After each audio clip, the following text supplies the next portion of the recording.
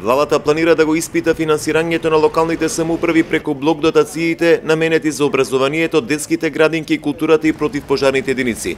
Формирана е меѓуресорска работна група која во првата половина од идната година треба да даде одговор дали сегашниот модел е во ред, бидејќи општините трпаат загуби.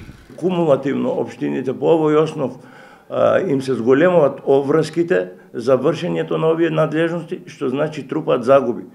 Наше како министерство е сега да го испитаме овој начин на функционирање на блок дотациите, дали е тој исправен, правичен, дали е во ред и доколку има потреби именување на самиот начин. Новите градоначалници од Југоистокот се пожалија дека затекнале огромни долгови кои треба да се сервисираат. Сето тоа за нив представува кушница во развојот на општините.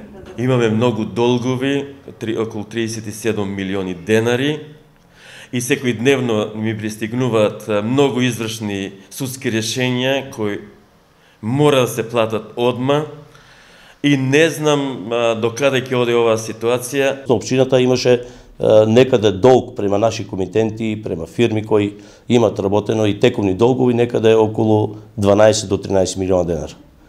Успеваме овие долгови, правиме планови како да се разложиме, да консолидираме ова работа, но мислам дека ќе ни треба малку повеќе време. Државниот секретар при Министерството за локална самоуправа Парталов најави зголемување на средствата по основ на блок дотациите до општините за идната година. Средствата во буџетот на Република Македонија, преку кои што се финансираат надлежностите на општините, се зголемени за околу 753 милиони денари, вкупно во буџетот према општините, за блок дотациите и наменските дотации и околу 140 милиони денари по основ на ДДВ. Проблемот со задлуженоста на општините не е само во Југоистокот.